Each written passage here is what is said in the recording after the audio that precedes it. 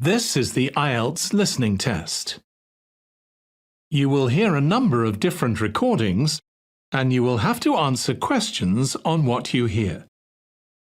There will be time for you to read the instructions and questions, and you will have a chance to check your work. All the recordings will be played once only. The test is in 4 parts. At the end of the test, you will be given 10 minutes to transfer your answers to the answer sheet. Now turn to Part 1.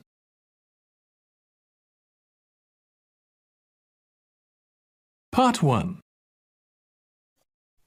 You will hear a conversation between a woman and a policeman. First, you have some time to look at questions 1 to 5.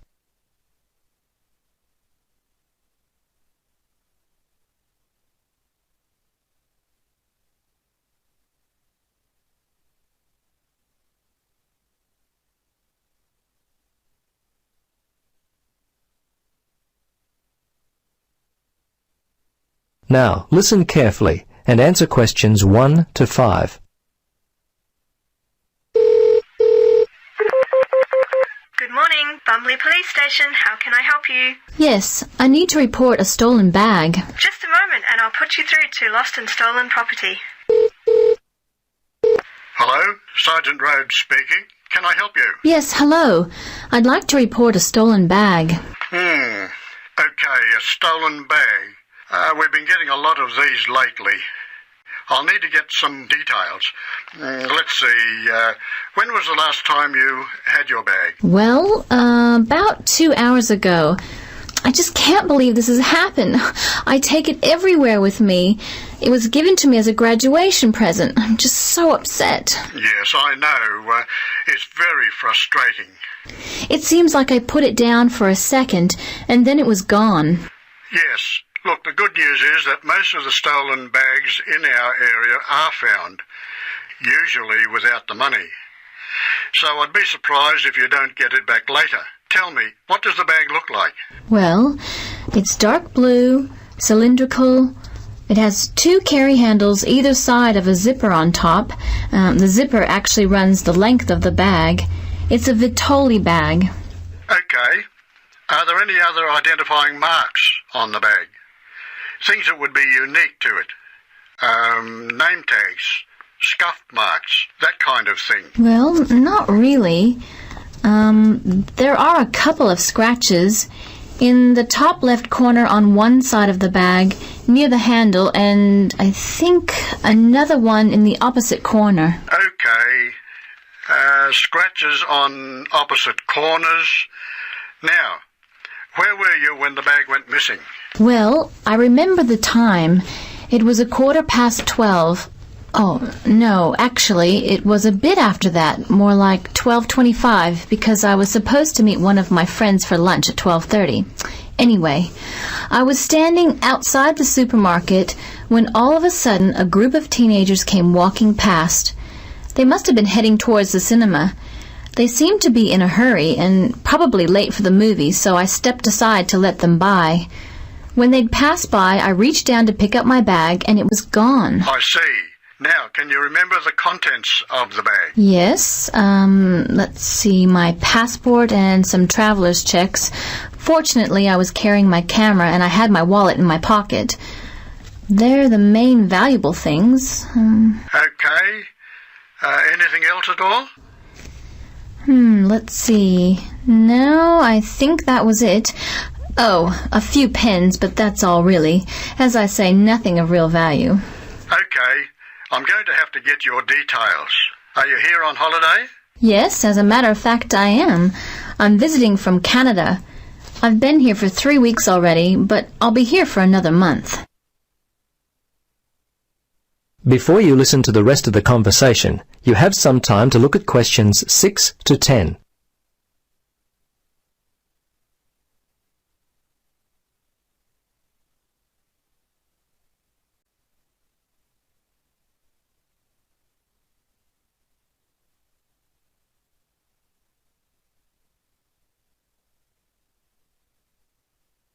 Now listen and answer questions 6 to 10.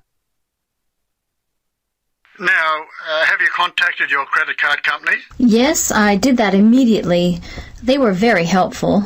I still can't believe this could happen to me, and while I'm supposed to be enjoying myself on holiday. Yes, it's a real disappointment, whether you're on holiday or not. Yeah, thieves strike when you least expect it. Anyway, I need to take down your particulars. What's your name then? Yes, my name is Helen Reddy. That's R-E-A-D-Y. My address is, well, the place where I'm staying here is The Palms, Unit 14, 75 Paradise Avenue. Okay, I may need your home address in Canada, but I'll get that more towards the time you're going to leave. What about the telephone? What number will I be able to reach you on? Yes, it's 455-91332. Okay, 455-91332. And how much do you think the bag and contents are worth? Well, it's not really a big cost. Probably only $100. It's the inconvenience of it all. I understand. Look, we have a lot of lost or stolen property recovered daily. Come by the station tomorrow and have a look. As I said, there's a high chance that we'll get the bag back. Your passport at the very least. Okay, thanks for your help. See you tomorrow then. Bye. Yes, bye.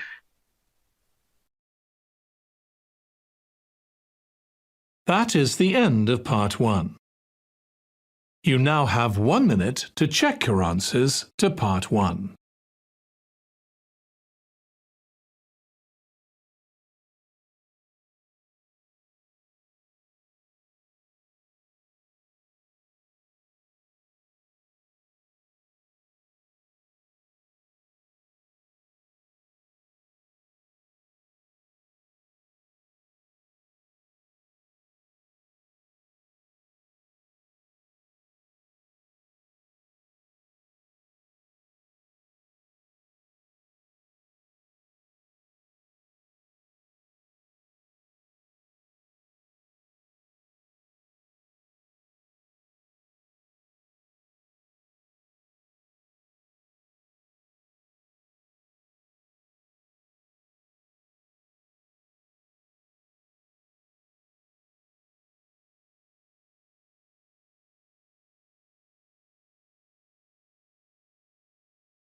Part 2.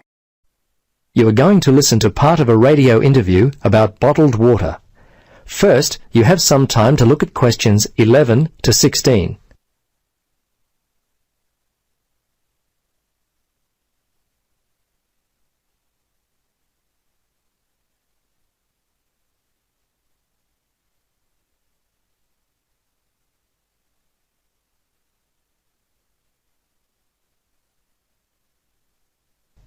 Now listen and answer questions 11 to 16. The day is coming, so my grandfather used to say, when people are going to pay for water. Well, that day has come. Bottled water. How did it come about? Why are people prepared to pay for something that, up until only recently, has been completely free? With me in the studio is Bill Gilroy, founder of UK Water Starters, who promises to shed some light on this topic. Welcome, Bill. Thank you, and hello everyone. I dare say that not many of your listeners will be aware of this, but the bottled water market in the UK was actually first established a long time before your grandfather. In fact, it was established almost 2 centuries ago when the beneficial properties of mineral and spring water were recognised. The idea of bottled water meant that people would benefit from it without having to actually travel to the particular spring or well. We humans need water. The human body is actually 2/3 water. Yes, we're about 66% water, and that water must be continuously replaced. In fact, on average, we lose 1/3 of a litre of water on a daily basis just through normal breathing. Nutritionists say we need to drink at least 2 litres of water a day. This need for water for the body ensures the bottled water industry will be around for a long time. Now, historically, the bottled water market gradually developed. It was well known in the early 19th century that bottled water was beneficial, But during the mid-19th century, the artificial mineral water market became a commercial viability for many entrepreneurs. Later on that century, this led to the emergence of the soft drink market as we know it today, which of course is a very large and sophisticated market. Underlying the move from the artificial mineral water to soft drinks was a fundamental change in the use of the product. Whilst in the early days mineral waters were drunk for their medicinal values, soft drinks are, of course, drunk primarily for their ability to refresh and to be enjoyed. As a result of this move, bottled mineral water, without any sweetening agents added, steadily became unfashionable, and the market by the 1960s had declined to an almost non-existent level in the UK. The move during the 1960s and to a lesser extent the 1970s towards more processed foods impacted upon the bottled water market, and subsequently sales continued to decline. Of course, today in the 21st century, this is not the case. But interestingly, in the mid-1980s, an unexpected revolution moved the bottled water market forward with the introduction of a new, recyclable plastic material that was used worldwide. This new, lighter, stronger material improved packaging and handling and was also visually appealing. It was during this time that bottled water sales began to improve. Before you listen to the rest of the conversation, you have some time to look at questions 17 to 20.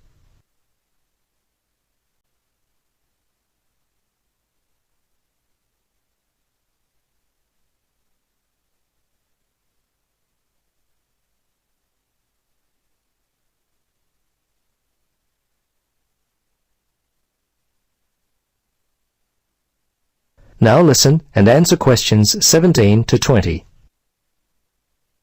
So, Bill, tell us what's led to the present-day popularity of bottled water.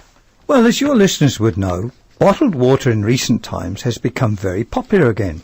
Some of the factors which have led to a resurgence of interest in bottled water are related to the growing use of wine alternatives, with many main meals served in restaurants. There is a growing number of people who simply don't like wine. Instead, they prefer bottled waters in one form or another. Although Grandpa used to mutter about people paying for water, price has never really played a part because people expect to pay a little extra when dining out. In addition, with air travel becoming less expensive, huge numbers of people started to travel abroad to places where bottled water was readily available and often considered the only safe water to drink.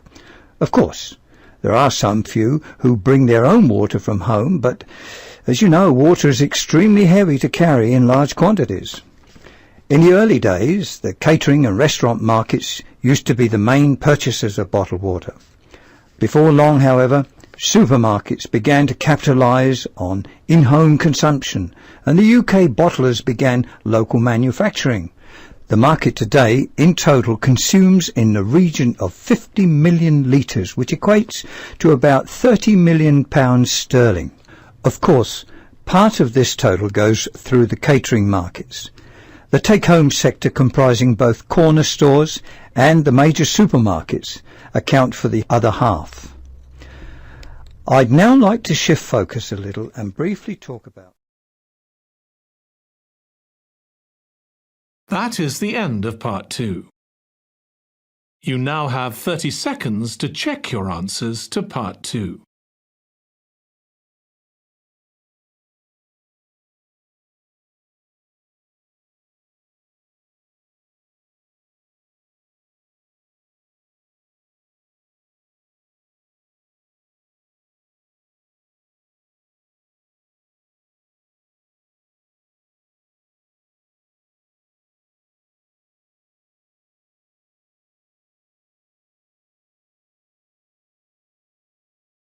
Part 3.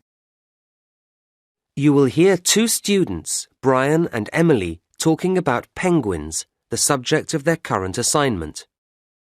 First, you have some time to look at questions 21 to 24.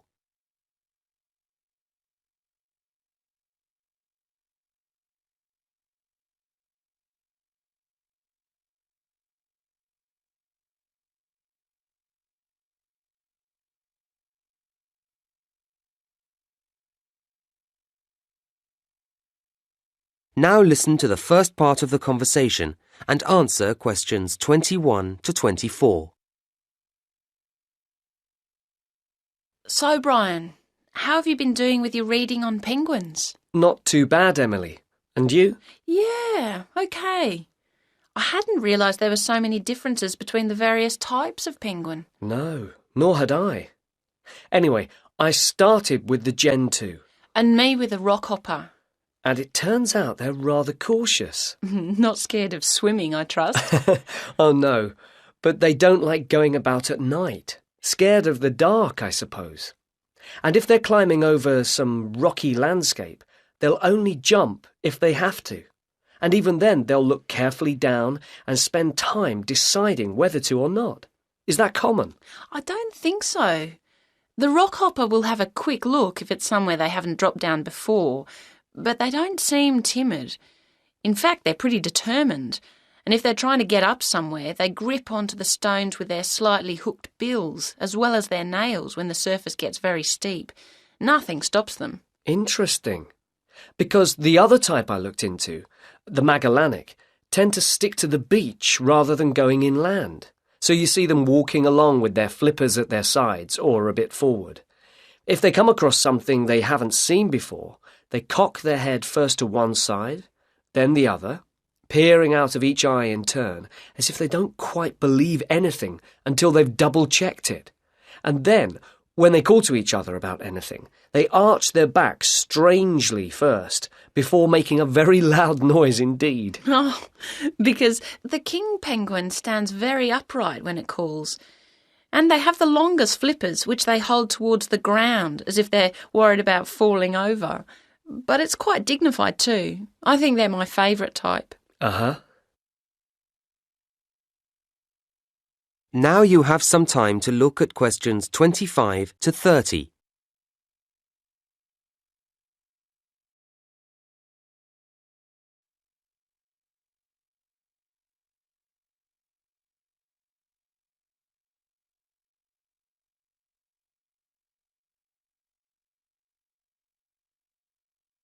Now listen to the next part of the conversation and answer questions 25 to 30. Anyway, there are some things that they all do the same, aren't there? Oh, yes. Eating fish, for example. Well, of course. But sleeping, say? Yes. Occasionally you might see one stretched out flat in the sun for a snooze. But normally you see them standing at night, even though they're sound asleep. It seems odd, doesn't it? And then they're all liable to get aggressive if they feel invaded, aren't they? Yeah, not quite so sweet then. And with the rockhopper... The one with the distinctive black and yellow feathers on its head. That's the one. If it gets annoyed about something, then the black feathers on the head point upwards and the yellow feathers stick out. It all makes it look bigger or tougher. I wonder how often they get annoyed. Well, I don't know about annoyed, but they've plenty to get frightened of. They've got predators in the water and on land, well, in the sky anyway. Oh, yes, the great skewer bird. It's after the eggs.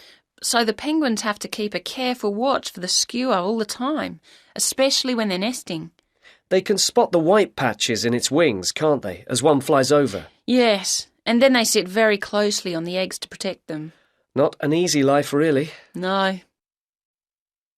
So what else have we found out? Well, I was interested to see that although they nest individually, they always go into the sea together, in large numbers. Even though it might make them more obvious to predators. That's the price to pay for the best way to find food. It means a bigger catch from each trip. I see. I watched a video too, just showing them on the beach, and I was struck by how calm they seemed to be. I thought they might have looked frightened. Perhaps it's because there are so many of them. Maybe that gives them a sense of security. In fact, all the types have a social nature. I guess that's why we humans find them so fascinating to observe. I guess so. So, shall we start to put all our notes together? And then I think we ought to... That is the end of part 3. You now have 30 seconds to check your answers to part 3.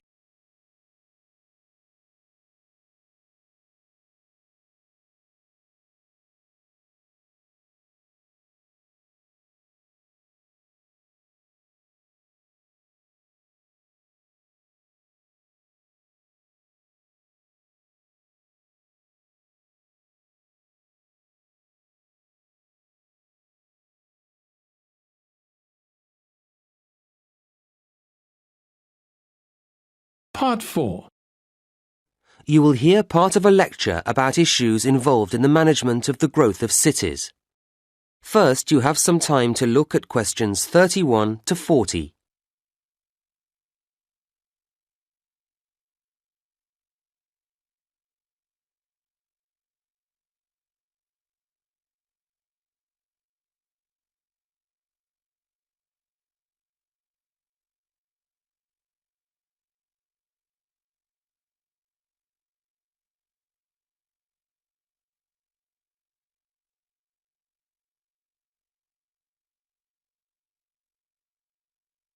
Now listen to the lecture and answer questions 31 to 40. Now, a key issue in the ability of cities to grow is the question of housing. However, quality is as important as quantity here. But that isn't to say that this is easy to guarantee, and the development, or at least the spread, of many modern cities is marked by the sprawl of slum or shantytown housing. Governments are, of course, keen to address this, but the tendency to demolish them has often proved disastrous, as it doesn't solve the problem unless satisfactory replacements are ready for the inhabitants. What I'm saying is that suitable housing projects have to be lined up to accommodate these otherwise displaced people. And suitable is the key word here. All too frequently, there isn't real consultation, only token gestures. If the residents aren't fully involved, they are unlikely to find the resulting development appropriate to their needs. People need to feel reasonably independent, and strategies for providing accommodation schemes work much better if an approach rooted in self-help is applied. People value things more when they have been part of bringing them into being. At the same time, residents can't do everything for themselves, or not well enough anyway, and so governments need to accept that a number of services will always have to be laid on. These would include electricity and water and so on. From the other side, residents need to feel able to commit. Migrants are essential to the growth of cities, bringing rapid increases in population, skills and income. But they need to have a sense of security, of long-term commitment to the city, if they are to invest money in building or buying houses. Developing this sense of commitment isn't straightforward, and it takes time. It's complex and involves several factors. People need to feel they belong, and unfortunately too many governments fail to appreciate that community values are a crucial component of that. Sadly, there are too many housing schemes which don't work. People drift away, or the whole place becomes crime-ridden. It's easy to be wise after the event, but it is worrying that a lot of housing is put up without analysis having been carried out to examine how much employment is going to be available for people.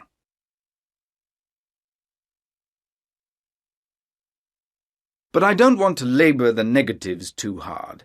Such difficulties as there are challenges, and challenges that can be, and often are, overcome. And cities are, I believe, a good thing. Urbanisation, the process of developing cities and the societies that comprise them, may not be everyone's dream, but it has a huge impact on the economy, and also benefits each and every person's freedom. Furthermore, the sheer volume of people means that work can be differently distributed. In villages, people need to be multi-skilled in order to be autonomous, but in cities, you can see the evolution of a variety of specialist activities, and this means people live in a more sophisticated way. It's not only tangible phenomena. There are all sorts of other equally important benefits too. Residing in cities brings us face to face with many different ways of thinking or going about things, and this increases our degree of understanding, something which is hard to measure in scientific terms, but which surely makes better people of us all. Right, well, now I'd like to turn our attention to the suburbs.